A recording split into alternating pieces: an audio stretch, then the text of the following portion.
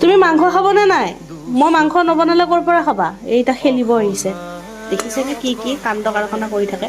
Finally দিম নিমখ, সোৱাদ অনুসৰি নিমখ দিব লাগিব। বেছি হ'লেও বেয়া লাগে, কম হ'লেও বেয়া লাগে। লগতে দিম হালধি, হালধি চব কাৰণতে ভাল। আলু দিয়া হোৱা নাছিলে, এতিয়া দিম আলু। আলু মই দুটা ব্যৱহাৰ কৰিছোঁ। যাৰ যিমান খাবলৈ ইচ্ছা সিমান আলু ব্যৱহাৰ কৰিব পাৰে। মইতো আলু খাই ভাল পাওঁ, আলু নোহোৱাকৈ মোৰ একোৱে নচলে। যিটো বস্তুতে মই আলু খামেই খাম। সিফালে যিমান ৱেট বাঢ়ক কমক সেইটোলৈ কোনো মেটাৰ নাই। চিকেন বনাই আছোঁ আৰু চিকেন মছলা নহ'লে হ'ব? সেইটো হ'বই নোৱাৰে, দিবই লাগিব। এয়া বাকী একো মছলা ব্যৱহাৰ কৰা নাই, কিন্তু চিকেন মছলাটো মই ব্যৱহাৰ কৰিছোঁ। দিলোঁ পানী ঢালি, তলাত নালাগক বুলি। এতিয়া ঢাকনি মাৰি দিম, উতল আহিব আৰু বেছকৈ খাম। আৰু ইফালে দেখি কুহিৰো এয়া হৈ গ'ল। এতিয়া তাইখিনিও নুমাই থ'ম।